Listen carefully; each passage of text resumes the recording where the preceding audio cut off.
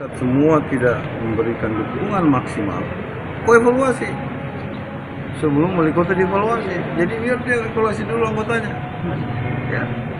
Ya mau apa juga kalau orang setengah mati mau ini tapi nggak bisa jalan.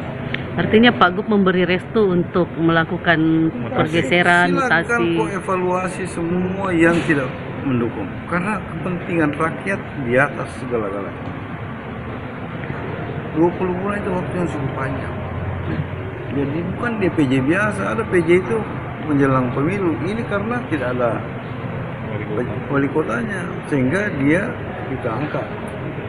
Makanya tadi malam saya bicara panjang lebar, evaluasi semua yang tidak mendukung program udah, ya kan, merugikan rakyat kami, bermain-main di dalam situ. Kepentingan rakyat segala-galanya.